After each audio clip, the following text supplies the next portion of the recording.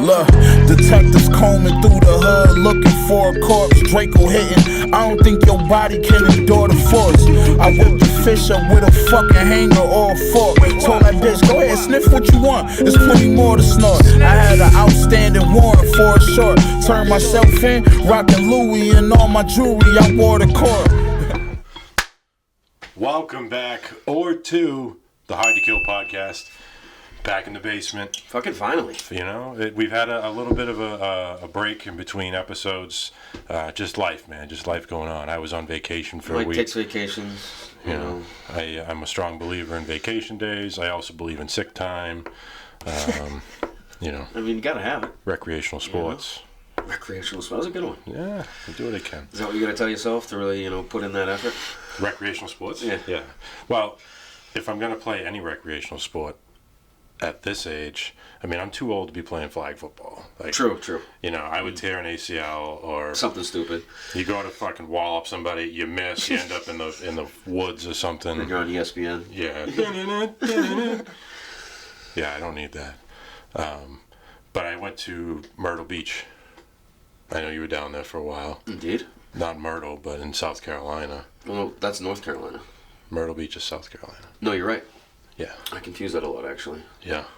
North Carolina would be the Outer Banks. That's right. Which is gorgeous as well. Yeah, very nice. You know, the people down south are different, man. How so? I mean, definitely different. Which one are you referring to? Well, one, everyone smokes cigarettes. True. Which I got nothing against cigarette smokers, but you don't run into that many of them up here, I think, because it's like $13 a pack. Yep. But down there, they're like $7 a pack, and everyone's ripping butts. Everybody drinks some sort of mixed drink in their own tumbler. Like that's a signature move down there. People have their own tumbler. Really? Yeah.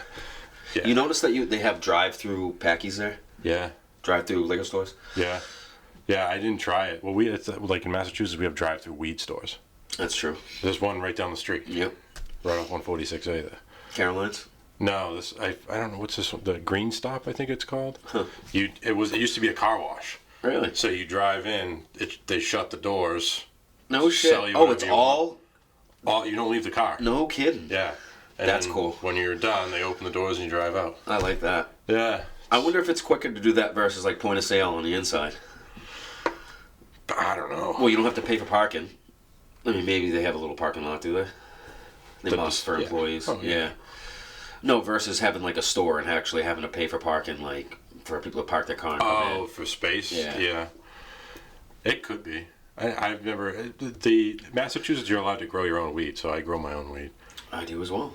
We actually just took down a nice little harvest, I believe. Yep. I harvested last week, and then you got to hang them, you got to trim them, cure them. There's a whole process. You know what's something we could talk about? So when we were kids, I remember Mike would always bust my balls because I was the smoker, and Mike would never smoke. He would sell, but he would never smoke. No drugs.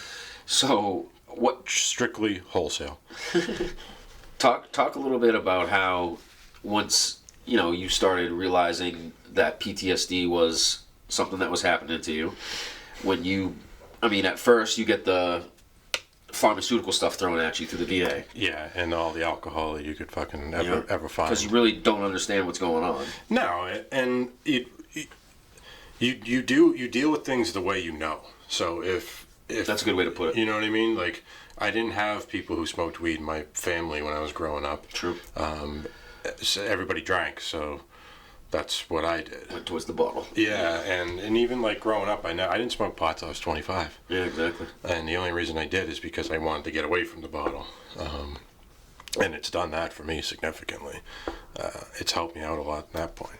The alcohol and the PTSD is just a terrible combo. It is a bad mix, man.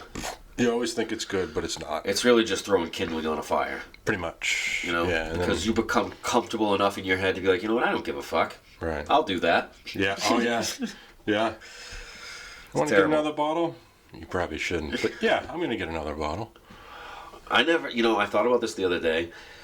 When we were in the military and like even when we came out a little bit, our alcohol was just on our drinking was just on another level, dude. Because I was well trained. Oh, but dude, over there it was Thursday, Friday, Saturday, and you had the hair of the dog on Sunday. But in the morning, you're drinking. Yeah, on base. Yeah. Well, there's nothing else to do. That's what I'm saying. The gym closes at 10, so not really much else to do after that. It's just a lot of drinking, dude. Like every weekend, just put on your party hat, dude, because you're going out, dude. Someone's, and if it's non-payday, you're in the barracks. Yep. Scumming it. Everyone's fucking.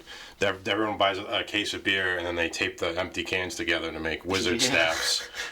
And or a little jungle juice. Yeah. Oh yeah, a little jungle juice. Yeah. I didn't mean to interrupt you though. How has smoking helped with PTSD though? Or yeah, just when you. Well, for me, I think it helps me relax. It helps me. It helps me kind of clear my brain of the negativity and see the other side of the other side of the coin. It levels me out. I tend to smoke like if I'm mad about something, I smoke and then 2 minutes later I'm like, it really wasn't that big of a deal. But if I don't smoke and I'm in that moment still, it's like, you're stressing. I'm gonna kill you. Yeah, sure. I'm ready to run my fist through a microwave.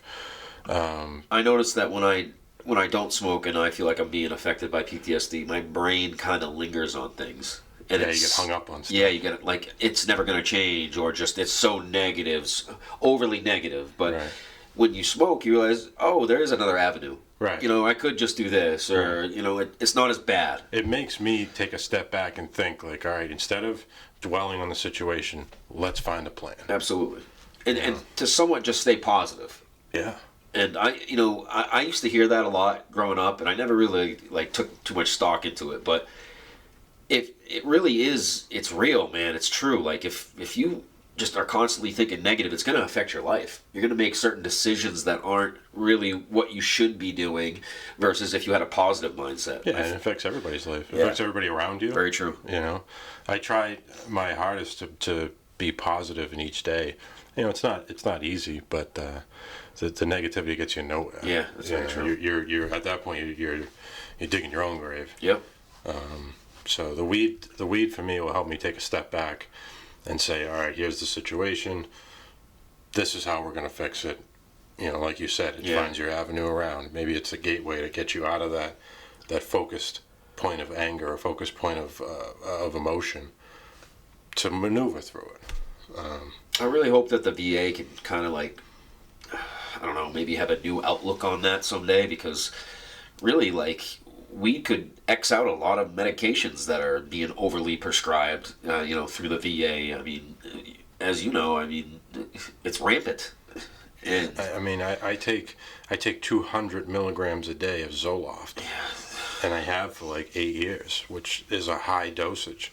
But if I don't take it, my mood is completely opposite of what it is here, what it is now. I'm very aggressive and how long have you been on Zoloft? Like 8 years. Wow.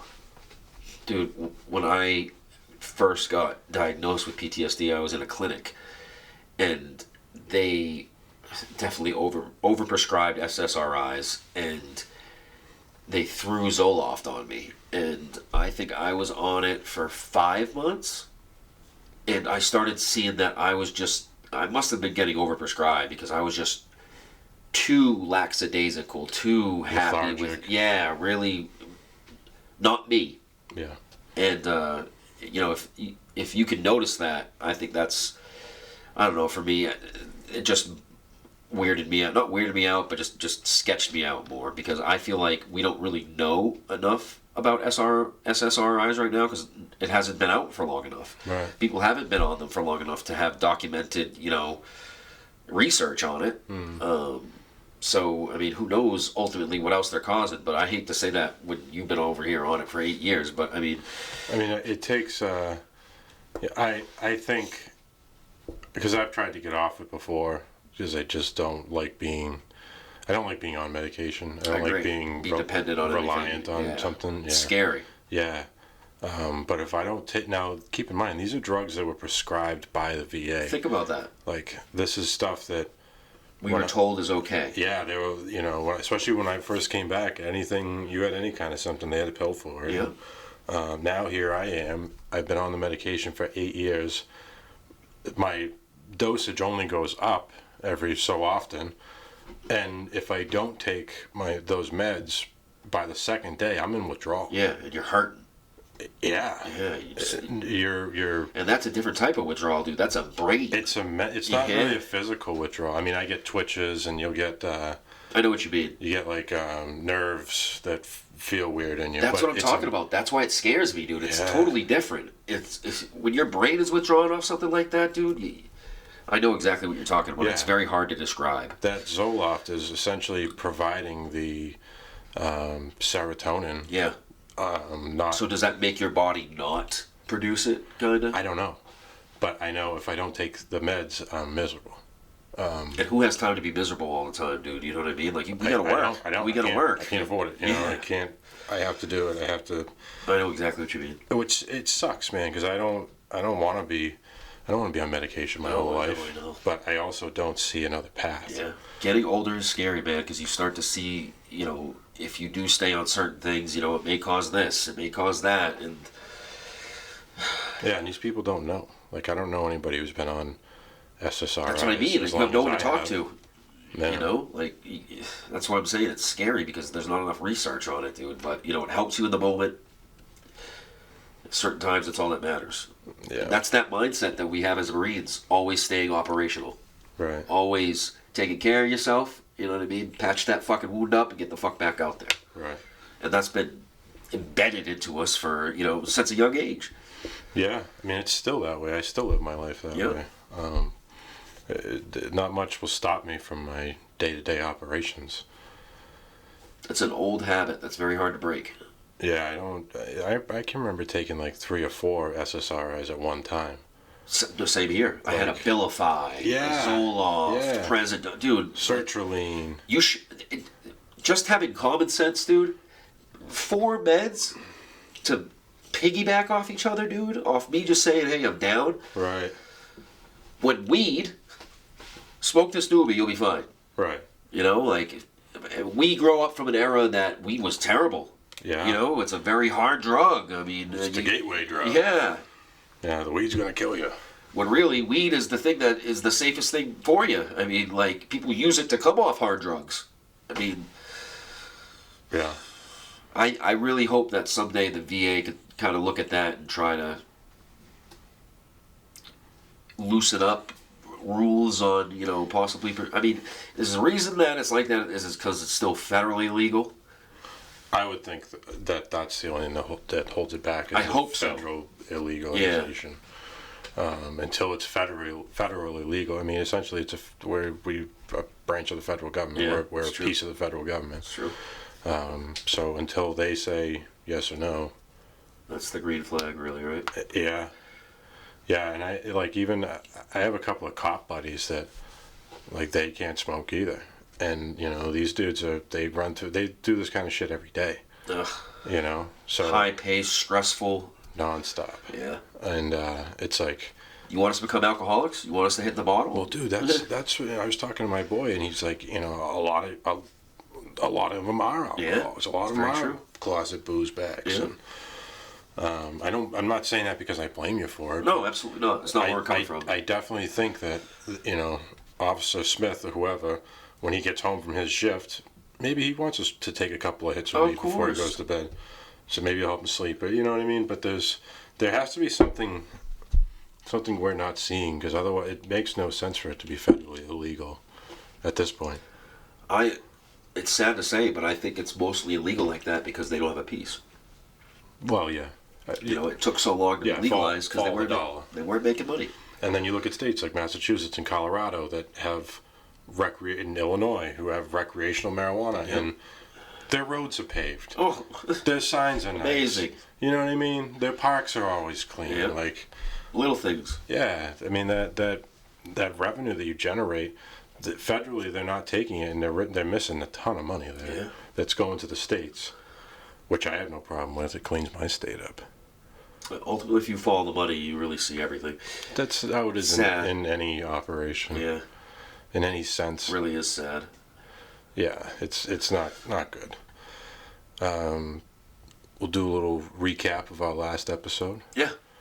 So our last episode we had Stevie Lyons on. And Stevie Lyons. And I think we had Doc Sanchez. Yeah, we did. Yeah. Stevie turned out to be a pretty cool dude. Yeah. You know, he hit me up. He was all like down. He thought he did a bad job. I was like, dude, you did great. Yeah. We didn't even practice with him what we were going to ask him or anything, and he went right with it. We just called him. Yeah. Just called the guy. Yeah, he's like, he wants to do it again, wants to call again to do better. Whatever. I never thought you did bad, bro. Yeah, I didn't think he was bad either. I thought You got to understand how much it means to us just being in this position and having regular guys watch our shit. You know, like that. I'm still tripping about that. Yeah. It means a lot to us. Yeah. It means a lot that other people, they hear what we're saying. Right. It's not going on deaf ears. It resonates. Yeah. Because once again, that was something I was worried about. I thought I was going to start doing these interviews or trying to do a podcast and no one would really fuck with me. No one would feel the same way I did. But so far it's going all right. Yeah, so we talked to him and then we talked to Doc Sanchez. Doc Sanchez, that's right. Who's got the toy company. Yep. Baby Toys or whatever. I'm happy for him with that, man. He seems like he's killing it. Not only that, he thinks differently. He definitely thinks differently. And when you go into an old industry that hasn't really been shaken up and you start thinking like him, dude, he's going to start doing some big shit, and I'm happy for him, man. Yeah. Just how he's staying green with everything, yeah. And testing the materials that are actually in their stuff, dude. Like, other companies that have been around forever that don't do that, they're looking at him like, making waves. Look out. Yeah. Yeah.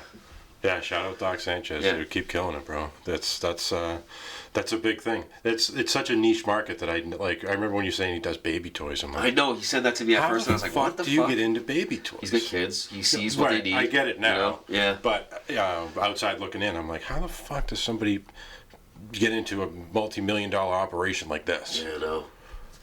He needs to get into the PX, too. Hopefully that's another thing. The PX needs to support people like us that have actually counted on the PX, been to many PXs, dude. Stock my shit. Yeah, I don't know why they wouldn't. Veteran owned, veteran operated. Like, come on. Yeah, how do you not? It shouldn't be hard for him to get in there, or at least get a meeting. Yeah. You want to pull up some comments from that one? We had a decent amount of comments on this one. A little funny story here while Nick's pulling that up. We were reading through them just before this. And we're gonna take a quick break. I gotta piss real quick. I'm sorry, dude. All right. 2 hours later. Yeah, so a quick funny story before we read these comments. We're outside, and me and him are flipping through some of them, and he goes, "Oh yeah." What? He goes, "What does comment for the algorithm mean?" What the fuck does that mean? I was ready to comment under him. What algorithm? Nick was like almost past. He's like, "Who's this motherfucker? Why the fuck's he calling me an algorithm?" I'm like, dude, that's the comment for the algorithm. Like, he's trying to help boost our video. Travis Clapp, appreciate you. Yes, thank you, Travis Clapp. Thank you for the laugh, and thank you for helping with the algorithm, dude. That was What a dumb motherfucker. I actually go ahead. So let's hold on while this loads. Yeah. So as you know, I'm a bouncer. Around 1:30, 2 o'clock, I get out on the sidewalk because we're preparing to let everybody out. This old guy, keep in mind I'm on Canal Street. It's very in Boston. Yeah, right across from the Garden, and where the Bruins play. And it's very tight knit. Buildings are nut to butt on each other. And this guy is hobbling up to the outside of the club, and I'm like, bro, it's about to be a stampede. Right. And I go up and talk to him, and he's an Army vet, actually. Army and Navy vet. Navy. And he starts, so we start talking. Yeah. And so he owns the building across the street. He stands on the side of the sidewalk in case anyone goes up, because I guess people get out of the bar and they go piss right on his fucking building. Oh, really? I'm like, really? I didn't realize that. And he's like, yeah. He gives me a cigarette, and we start smoking. Not 5 minutes into smoking a cigarette, someone boop, boop, boop, boop, goes right up to his building, whips out his growler, and he starts pissing on the fucking... No. We start yelling at him, like, oh, okay. He's like, yeah, that's what I got to deal with. But so he told me that the property's been passed down in his family. And keep in mind, down there, dude, let's not short money. I know. You know what I mean? He said his great grandfather. It was the building across the street from the bar. So it's a storefront and like 3 apartment buildings. Apartments above it. Yeah. So his great grandfather bought it for $1.50 back in like the 20s or some shit like that, and it's going for like 5.7 right now. Wow. Yeah. Generational wealth right there. Imagine And having good on something like that. all his relatives for not selling. Keeping it in the before him. family, yeah. Absolutely. Got to be strong You for don't that. see that kind of shit. No, you anymore. don't. But that's like one of those cool little conversations vets can have. You know, instantly you trust that guy a little bit just to tell him something like that, and it was cool. Yeah. We're gonna read a couple of comments from episode 15. All right, so we got Cam Aguinga, Aguinga, Aguinga. Cam Mawinga. Awinga. Cam Mawinga. Cam Awinga. All right, you two are a perfect duo. Thanks, Cam. Appreciate it. I have to admit that Mike always makes me laugh. What the fuck, man? What do I do? Fucking look handsome. I don't know. You know, we can do something. Awesome, dude. So she's shouting us out a little bit. Yeah, I like that. Thank you, Cam. Thank you. I will keep the commentary. We haven't heard from Cam Awinga yet. No, I don't think It's so. kind of a unique name. I think I would remember. I feel like, do we know an Awinga? We went to high school with a kid named Ben Ben? Winger. Yeah, Ben Winger, that's right. basketball player. Shout out Ben Winger. Yep. Ben Awinga. That's a name drop. Yeah, I think he still lives in town. He's got a couple of young kids. Oh, no kidding. Yeah. Brenda, always. Yeah. Appreciate you, Brenda. Yeah, great listener. Brenda usually is like the first comment in. Yeah. She makes sure she gets in there. Shout out, Brenda. How is she doing? I haven't seen her in a little bit. It's good. You guys have a good time down. And so Brenda and Bobby Light, Mike's dad, went with Mike and his wife, Carice, down to, as we said, Myrtle Beach. Yeah. Shared the, an Airbnb? No, he had a condo on the beach. Oh, it was right on the beach? Yeah. Oh, that's awesome. Yeah, like your balcony had sand. I've below. never been to, like, on the beach, Myrtle Beach. I've only stayed on the beach up at Outer Banks. Which one's better? Outer Banks. Oh, yeah, it is, huh? Yeah. I know exactly what you mean. It's a different style of living. Myrtle's kind of gutta. Myrtle's a little. I don't want to call it whiskey tango, but it's a little white trashy. It is. It's a little white trashy, but I mean we're kind of white trashy. Absolutely, so, dude. Yeah, I blend in. It's always fun to get a little taste of that once in a while. When it's fucking 9:30 in the morning on a Saturday, and I'm sitting in my beach chair, and some lady comes up to me with a Clemson sweatshirt on, smoking a cigarette, walking her dog. She's like, "Ooh, them Tigers gonna roll that Tide all day." Yes, they are. And like, I don't know this lady from a hole in the wall, and she's giving me the college football rundown. You don't get that up here. No, we don't. And I kind of liked it. I didn't. I'm not a huge college football guy, but I'll talk football to anyone. Would you do nightlife related? Would you just hit a place to eat and then crawl around a little bit? We went to this place called the Suck Bang Blow. No shit. That's what the name of the bar is. So we were there for Bike Week. No, I didn't know that. Yeah, my dad's a biker. My dad's big into the motorcycles, and growing up, I always had a bike. I don't right now, but my dad still lives the biker fucking lifestyle. So they go to this bar called Suck Bang Blow. There's like 3,000 people there. Oh, it's packed. It's like, it's Bike Week, so it's like Sturgis almost, but a smaller version. Gotcha. This place had a burnout pit. Oh, sweet. So, and there's some serious biker dudes there where if your bike goes in the pit, you're either going to blow the motor or the tire. And I don't think you're coming out until you do one of the two. Yeah. But so we went there. That was fucking wild. Wild. That's right on the beach or right on the strip? That's a couple blocks off. But there was like 4 or 5 biker bars all right in a row. There's no rules. You could do burnouts there. You could probably do drugs if you wanted to. I'm sure there was some drugs going on. I caught either that or someone brought their pet skunk with them. So one of the two. Yeah. It was cool though. So we went. We saw all the bikes. We went to this place called the Bowery. The Bowery. All biker places then. The Bowery wasn't. The Bowery was just a little dive bar. Great cheeseburger though. If you're ever in Myrtle Beach and you're looking for something Clutch to eat, burger, huh? Great cheeseburger at the Bowery, and it was cheap. It was like $10. for a burger. And you know what they do instead of French fries down there? Chips. No. They do fried banana pepper rings. Ooh, that sounds good. Yeah. I've never even heard of that. Me either. I had never heard of it until I sat down there. I was sitting at the bar, and this guy came in, and he's talking with the bartender, so he's obviously a regular. And he's like, yeah, I'll take 2 to go, both with pepper rings. Pepper rings. Okay. And I, me being a fat, nosy New Englander, I was like, hey, buddy. What about them pepper rings? What do you mean pepper rings? What are you getting pepper rings on? You putting those on your burger? He goes, no, instead of fries, I get pepper rings. No, I'm like, I'm from New England, bro. Teach me the way of the pepper ring. Yeah. And he said they take them, they batter them, they deep fry them like a French fry, and then it comes out. And when it came out, he let me have one. They were fucking phenomenal. Really? Yeah, very good. A little sweet and salty on it. Yeah. Yeah. I see. Yeah.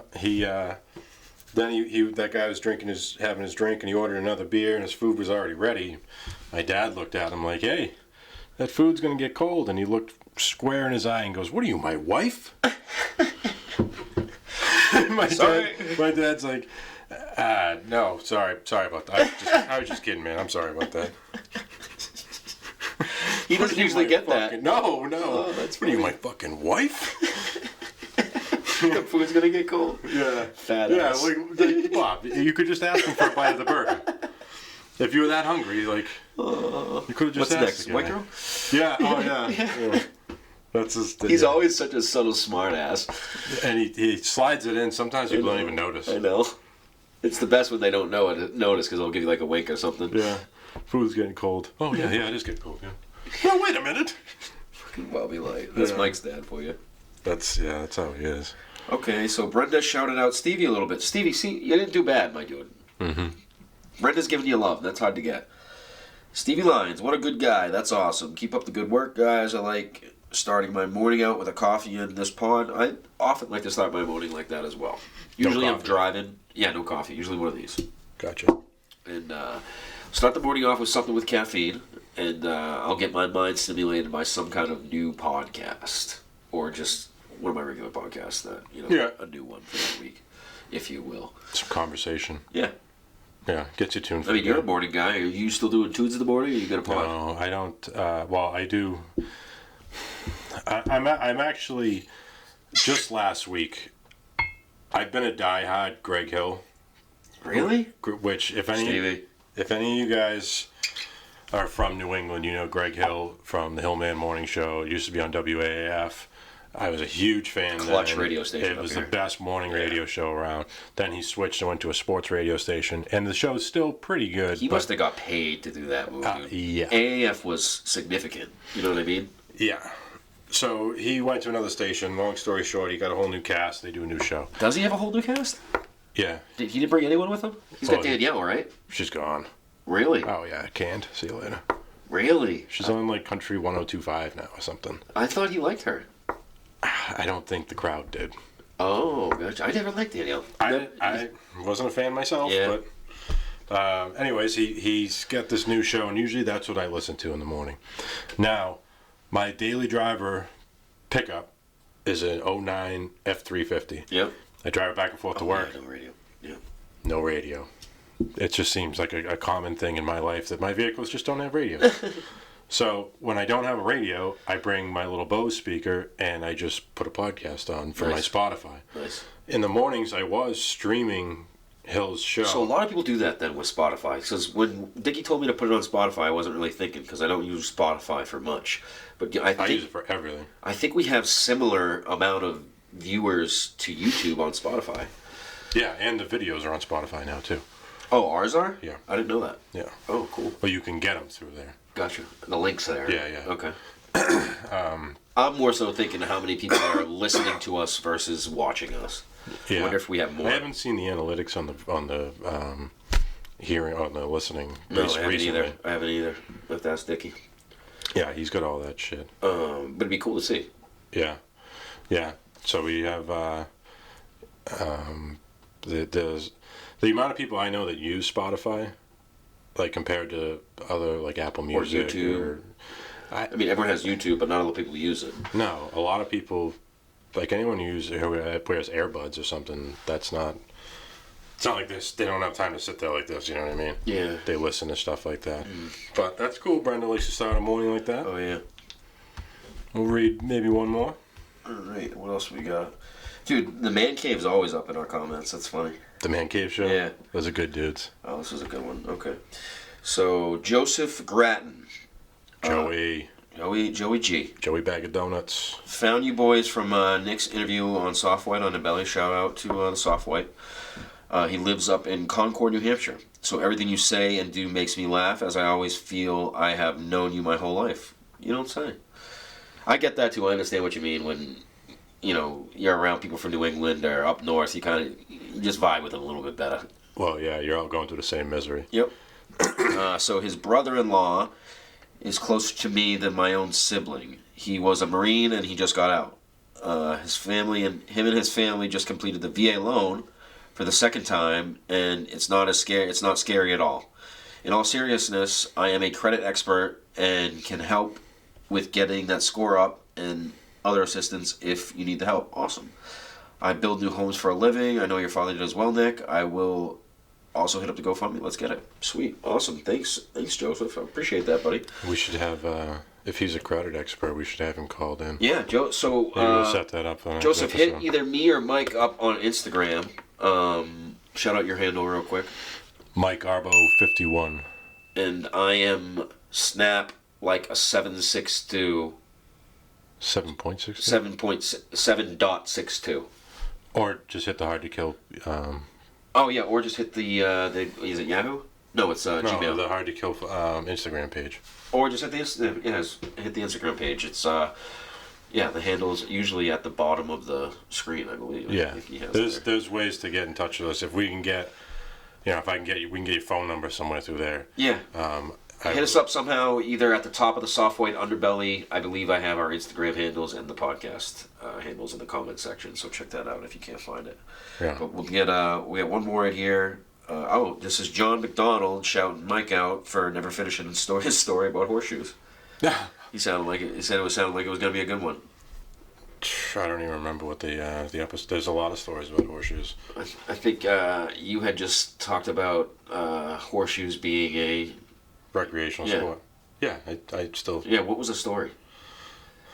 Were you saying something about horseshoes? No, you were just telling me you played horseshoes. I was telling you that I'm still an athlete and I still participate in recreational sports. And then you said you don't play recreational sports, and I said I play fucking horseshoes. There you go.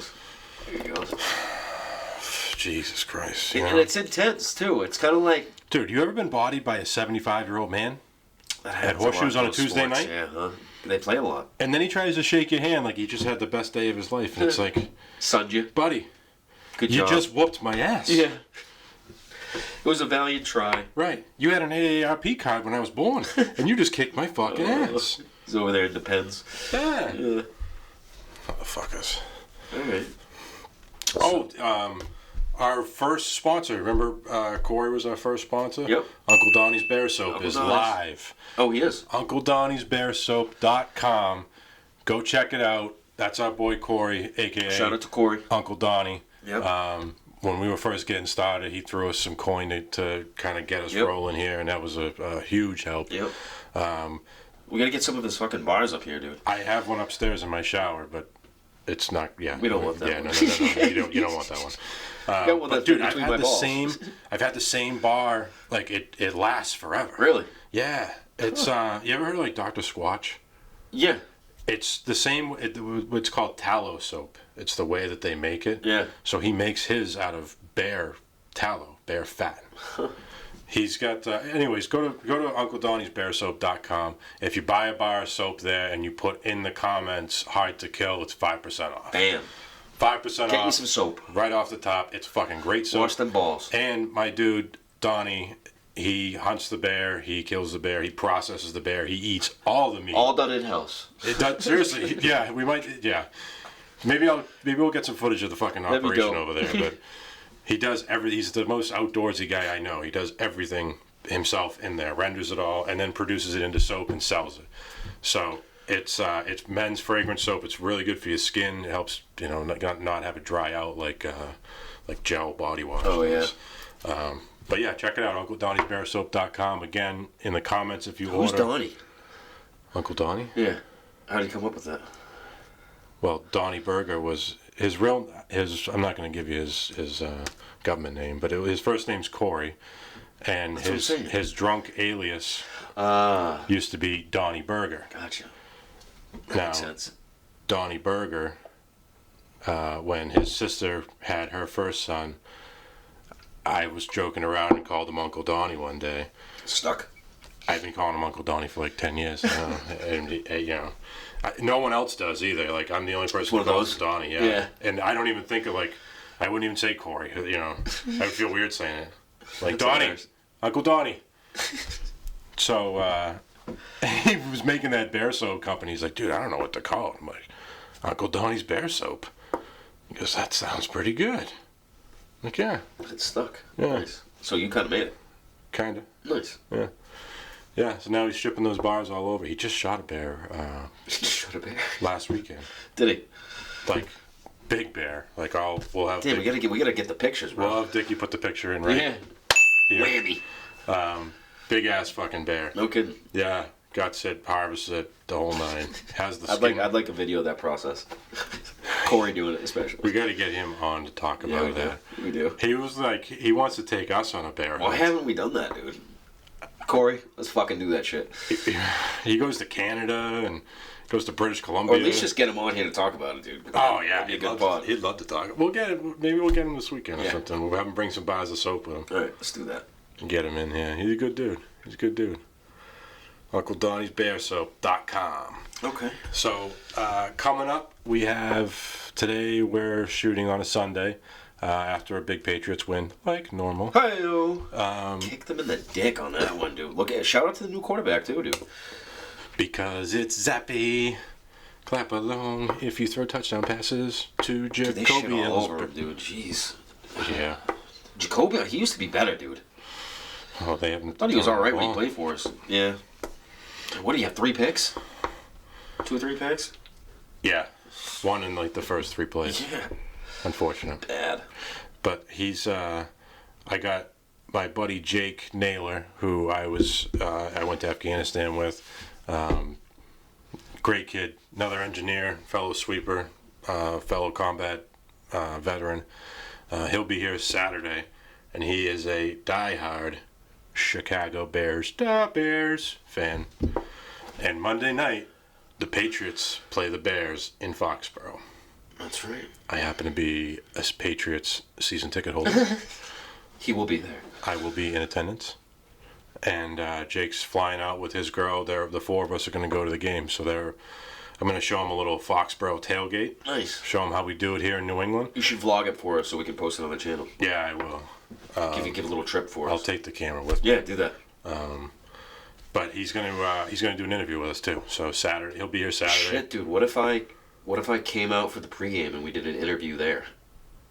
In the parking lot. Yeah. That'd be cool. Yeah, it's Well, the only thing is, we think of these cool things to do, but it's always the audio. Will the audio work for that, you know? yeah, Last time we went outside, Donnerstag's interview, that fucking sucked. yeah. And it's tough in a parking lot full of rowdy, That's what I'm saying. wild people. But if Yeah. I put a sock mic on that thing instead of using these mics, A what? Dickie calls it a sock mic. What does that mean? It's a microphone that attaches to the top of the camera. Like if you were a newscaster, Yeah. and you're interviewing No, people on the I know street, it has exactly what that you're talking about. cone thing Yeah. on the top. Yeah, that's what they use. Huh. So I'll see it. Maybe he's got one in Okay. in the That'd be a cool warehouse. idea, just to get the environment in general out there, you know what I mean? Yeah, I mean, one to see a couple vets getting together is cool, but to see us in our natural habitat is Pat's game. That's another element. yeah. Football's a different thing around here for us. So just an idea. Yeah, so he'll be here this weekend. That's a big interview we got coming up. Timmy Shortreed, he reached out to me. Tim's another guy who I served with. Just bought his house in Florida with the USAA VA loan, and wanted to go over like some hiccups that he found in his process. We forgot. Let's talk about your VA process right now. Oh yeah, I had a claim review, or I guess you call it a claim review. So something that we have to deal with. Obviously, you know, we've deployed, we've dealt with certain things, we're rated for certain things through the VA. every, what would you say, 2-3 years? Yeah. We got to do a review. And in those reviews, they just go over all the things that we're rated for. And really what they're trying to do is cut money. They're trying to see if that doesn't affect us anymore. But that doesn't make any sense to me. How can it affect us one time, but what, you think it just goes away? It dims out? Yeah. Well, you know, that's what they're saying. Unfortunately, that's usually what they're trying to do. Yeah. They're trying to see if we don't say the same exact things or feel the same way we did when they talked to us last. Yeah. And they're that's fucked up to even say. Their end goal is to try and cut save money. the government Yep. funding. As you said, it's all about the dollar. You know, and so I had to do one last week. I had to do a PTSD claim review. You must have been shitting before you went over there. Well, I studied. Still, dude, even if I study, do I still get the nerves before Yeah, I I went into do. something like that? I How do. can you not? Because it's like this guy who's sitting across from you knows nothing. You're just a number to Yep. him. He knows nothing about So you. it's ultimately how he judges you. Right. He's just looking to hear you say certain words. Yep. And it's unfortunate that that's how the process is, but That's all it is. that's exactly how the process is. Doesn't matter if you're actually fucked up. If you don't say the right certain words, see you later. So I had to go to Melrose, which is out by Boston, a little north of Boston, I believe. Excuse me. For the review there, and I sit with a psych with Melrose? Yeah, Melrose. You go to a VA? No, they sent me to a private doctor. Really? Yeah. That's what they're doing now, huh? Yeah. That's sketchy. All right. Yeah, because like, So they're I was, outsourcing? yeah, and I was using terms that he had kept asking me like, "Oh, what does that mean?" Come on. Yeah, like I said bird. He was like, what do you mean the bird? I'm like, helicopter. You know. So they're trying to save a buck on a doctor, and they're outsourcing it Yeah, and this guy has no idea what I'm talking about. to ask questions from a pamphlet that they gave him. Right. God, that whole process is so jacked up, man. That's the government, dude. That's government processing. But I did it. I had to do it. The guy asked me. How was it? I mean, it's always tough to try and, because you have to talk about shit. You have to talk about. Really explain it to these guys, because try to articulate how it is for us, dude. Because this is a stressful. I mean, this is something very significant to us. This is our money we've earned, you Right. know. And Yeah. how did it hit you? It was. Maybe I'm used to it because we've been doing it for so long. But they ask you. You pretty much have to tell your story again. If you were in a combat So situation. think about that. We have to tell our stories about the things that really jacked us up in a small room to someone we don't know. What do you think that happens afterwards? We can't just not think about that. Yeah, and how do you, like, on my ride home, all I was thinking is, like, this guy's going to go home tonight, and he's going to sit at his dinner table with his family and be like, I talked to this dude today that was a fucking psycho. I never thought about that. I talked to this dude today who... Killed all these people. Or who diffused these, cut the wire on this bomb. Like, they go, I never thought about that. I think about it that way all the time because it's somebody who's not true. relevant to, or that not, knows nothing about this environment, about this this job, about this life. Yeah, and I got to go explain to you why I'm fucked up. And they go to a bar with their buddy and they tell our fucked up story. Right. You know what I mean? Yeah. Oh, I can't stand that. That's why we get so hype about stolen valor. Because something like that, someone just retells a story that they heard and then they say they did it. Ugh. Yeah, I don't think that was the case with this guy, but I do think that people, like, we've had some not normal stuff happen in our lives, and for me to open up and tell some random stranger this to be evaluated to see how fucked up I am is like, it's such a fucked And up system. who is he to do that? You would think they would put a vet in that job that is least... Or you would be evaluated at the Veterans Association, not at a private doctor. Yeah, I don't that's been understand that. outsourced. That's messed up. Not looking forward to mine next year. Ugh. I don't get it, but I do it, whatever. It's something you have to do. I don't know if it's going to change anything, but we'll find out. So this is for you to get your percentage back. Yeah. It's which I think I'll be fine. The first time I wasn't prepared for. This time I was, so I should be fine. They're just asking, how do you feel? How much does that start on a 1 to 10? How much did it hurt? They want to know how much it affects your life. Yeah. And just because I tell you I go to work every day doesn't mean it doesn't affect my life. That's ultimately what they think, though. Right. They think because you're working, that means, oh, it must not be He's that fine. bad. Yeah. Oh, he's fine. What do you want us to do? We can't not work. The guy said to me, have you ever thought about going to inpatient treatment? How do you And- have time to do that? Dude, I looked at him and I go, I can't afford to go to inpatient treatment. What are you talking about? When they say that stuff to me at the VA, it's just like, where do you get money? We're not getting paid at 100%. Like, We're not who- getting paid from the government. Like, Who's picking up my mortgage payment, dude? And the guy was like, well, sometimes you have to take care of yourself first. I go, Really? For what? So I can come home to not having a home? Like, you wonder why these guys, they feel hopeless. Then they're offing themselves. I can't go to an outpatient treatment facility for PTSD because I don't have another way to fucking feed my family. Period. Like, it doesn't... You ask me, oh, why? How come you haven't gone to this treatment? Are you picking up my bills, Yeah, dude? exactly. You tell me. How does this work? Ultimately, that's what it means. I'd love to go to some sort of treatment like that. I can't. So you can actually take care of what has been bothering you. But who pays for the lights? Who's paying for my cell phone? Who's paying the car payment? Who's keeping the heat on in the house? Period. Can't. Can't do it.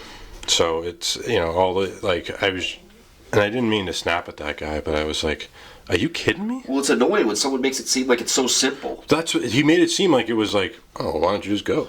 Oh, thanks. Yeah. I didn't think of that. Right, yeah. Yeah, let me just walk away from everything for a month. See if I have anything to come back to. Like, Yeah, exactly, right? Seriously, though. I don't live the kind of life where I can afford to go a month without an income. That would be awesome. You know? I would actually do some of that shit. You know what I mean? Yeah. If it was an option, yeah. Fortunately, it's just not for us right now. Okay. So, where we at? I One of our covered comments. Yeah, covered Uncle Donnie. We covered people coming to be interviewed. Covered my vacation. Oh, so on the coming to be interviewed, through my job, on Fridays and Saturdays I bounce at a bar. I met this local fighter, Tommy Egan. He trains with John Jones a lot. He's an Irish dude out of Boston. Got him in the club. We talked a little bit. He supports veterans. Tommy Egan. Now that you say that, the name That's sounds what I mean. familiar. You know him. You've seen Yeah. him. You've seen him talked about. He's a significant figure in MMA. I've seen Greg Hill with him. Yep. He's been on the Yep. radio show. Yeah, okay. So he's going to be coming on the podcast next week, and I believe Wednesday or Thursday. But I'm really interested to talk to him because fighters kind of have the same mindset that we have to have in combat. I mean, it's like a kill or be killed mentality, and I'd like to discuss it a little bit. I'd like to talk about it a little bit, and he's the perfect person to pick his brain on that. Yeah. But also, I'm a huge fan of MMA and fighting, and he's a significant figure in MMA. So I think it's going to be a cool pod. Yeah, cool to talk to somebody of a different walk of life like that, Definitely. So, did you have anything? Pool table. Pool table. Still sitting there, dude. Come on, guys, hit that GoFundMe. Hit that GoFundMe, man. We already got the tannerite. I already got the bullets. I'm really excited to do that. I'm so excited, dude. We got a kid that flies a drone that's going to fly the drone. We better get a good video out of this, dude. We've Well, been setting it up. I'm ready. We've the cameras here, the pool table's there, Yeah. the gun's up. Yeah. Actually, the gun's right there. Over there. Yeah, there's a few of them around there. We've got all the aspects set. I need that account to reach enough money for us to buy a new camera. That's what we need. And then once it does, I promise, we're gonna blow that pool table up to 1 million Big fucking boom, pieces. big boom. Big boom. With lots of guns. We gotta do like 3 shooters, like 2 big guns, 1 in the middle, like Talking Guns type deal. Really hit it good. I forgot that kind of ammo. I know, right? But yeah, that's. What about this butter shortage right now? You seen that? Excuse me? Butter shortage. Yeah, I saw it on the news. I gotta get to the store. right before the holidays too, dude. Oh, how unfortunate. So I wanted to talk about one more thing. So I have a few podcasts that I listen to, and one of them is Sammy the Bull. So Sammy the Bull was a significant mob enforcer for a long time, and he was actually the underboss and consigliere of John Gotti and the Gambino family.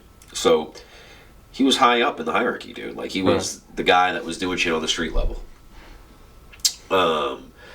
He's talking in his podcast, and he's talking real stories of guys in the street doing significant things, and you're hearing it from a guy that was there doing it. So it brings a lot more salt, puts a lot more salt and character on the story. You know what I mean? And so he was telling this story, and this is one of my like car listens. You know, like you have one or two podcasts you throw on when you're taking a drive, and he told a story about having to kill an underboss of another family. And the way he described it, you know, he did like a kidnapping move, got this guy in a car, and him and some muscle were driving him to the, you know, place that they were going to do him at. And this mob boss from another family kind of accepted death in the back seat of his car.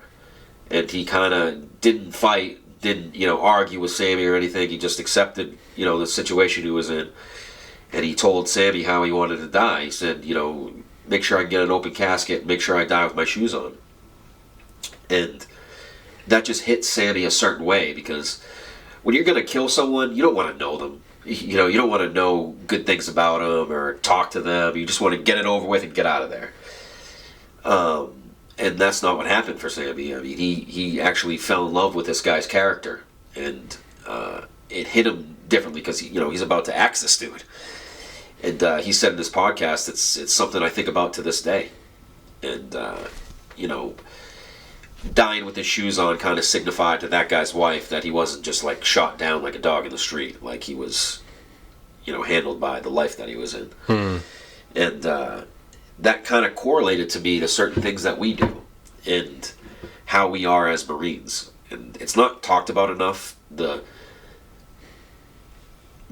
really the savagery that we went through. And it was at a young age, so it was before it was just okay to talk on podcasts and to talk to express yourself. So we really didn't talk about it at a young age, but the shit we were doing overseas was absolute savagery, and you really have to commit to something in your head to do it. And that's, you know, I was telling Mike earlier, just committing or talking about killing someone is something that's so said so easily nowadays, and so light and you know, out of pocket, and it doesn't really justify what goes behind it, because Hollywood glamorizes it. You know, people play these video games, Call of Duty, all the time, and it seems like it's so easy, and you know what I'm saying? Like, yeah, it's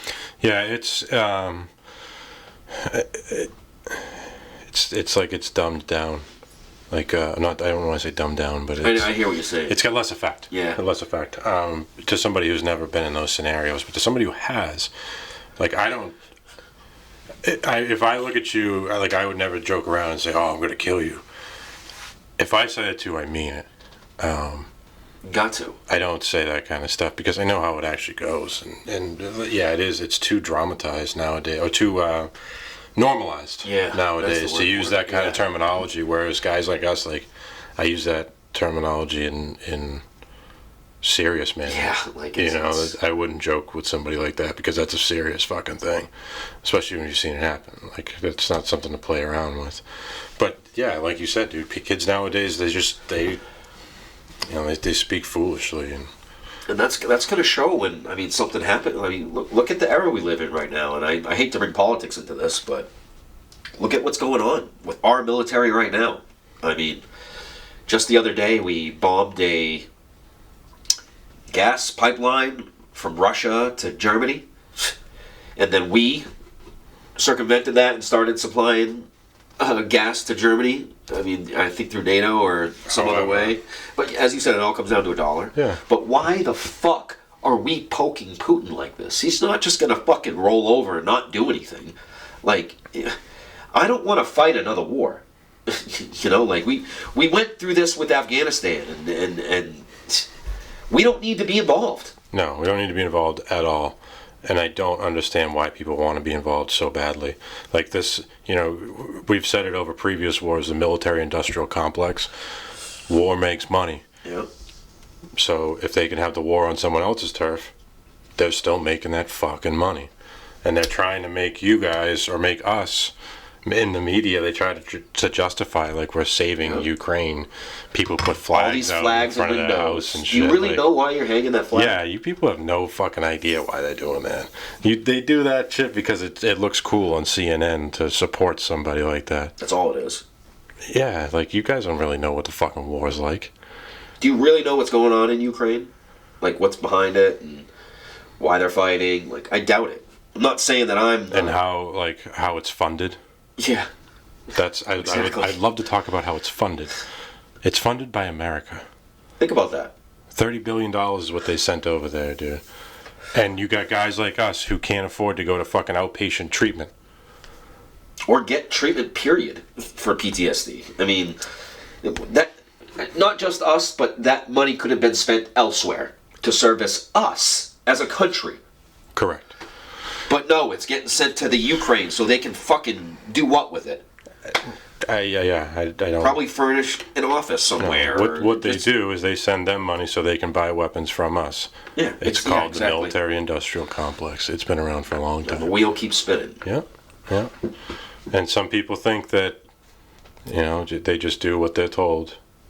And we talk about this like it's so obvious. Keep in mind, I mean, I've been there before. I used to not be in the military. I didn't know how it worked. Right, yeah, so have I. I've been on the other side. We're just saying this because we've been there. Like, we've seen it, and then when you see it and it all clicks in, it's like, oh. Yeah, what do you know? That makes sense. Yeah. I mean, looking at it from the outside, I say this to people all the time, and they think I'm crazy. I'm like, Ukraine used to be one of the most corrupt countries. Dude, I said that the other day. Where did that just disappear? Do we not remember that? I think they don't say any of that shit anymore because, and like, I can't be the only person that remembers that Hunter Biden had all these connections with Ukraine. And in the email sent back and forth, they said that they wanted to talk to the big guy. The big guy's fucking Joe. So Mr. Biden. They were, pumping money to Hunter to get to Joe, and now Joe sends $30 billion over there. You gonna tell me there's no connection there? Come on. Like, do I have a dick growing on my forehead? Do I look like an idiot? I don't. Come on, like, I call a spade here, and people, like, because it doesn't fit their agenda, they don't. You're not allowed to say that, but, like, I hate the grass is green, the sky is blue. You can't fucking, some things, like, you can't argue. I hate to think that America is that ignorant with certain things, dude, because that is scary. Yeah, but I think it's true. I hate thinking that, dude. That is seriously worrying. Yeah. Because people can put things over our head, like, with our eyes half shut. And it makes you wonder how long they were doing this before we had media. Or not media. Because it was a lot easier. Right, yeah. Well, dude, if social media wasn't around and there wasn't all these people being like... Hey, wait a minute, yeah.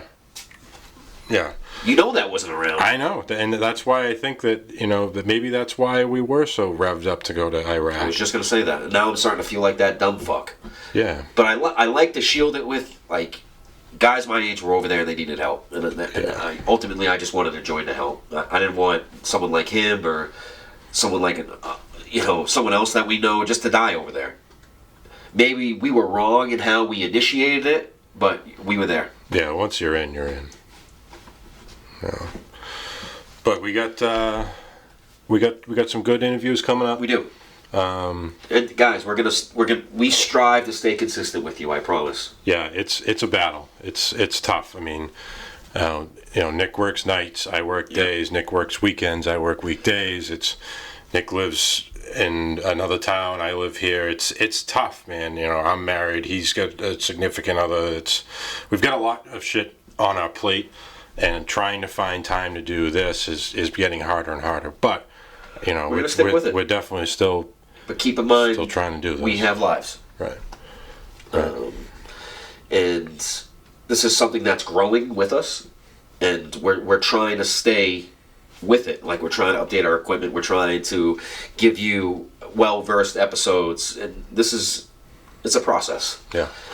But I like doing it. I do too. So we got a few we're going to shoot this weekend. hit the like button, throw us a comment there. Talk to us in the comments, please. Hit us up in the comments, man, and follow the Instagram page because Yep. we're gonna do more like Insta stuff. Yeah, that's a lot. It seems like that's a lot easier than producing a whole video. Yeah. So Gonna try to clip things. yeah, we're getting there. Media is not my strong point. It but sucks. I wish I dove into it when I was younger because it just started when we were like, what, teenagers? and by then I was already my mind somewhere else. Yeah. You know. But talk to us in the comments. Stay updated with us. Like, comment, subscribe, all that. Yeah. And we'll see you again in a few days or another week. I think the next pod is next Thursday, so 4 days. We'll drop it. Yeah. Until then, Semper Fi. stay hard to kill. Hard to kill. Peace.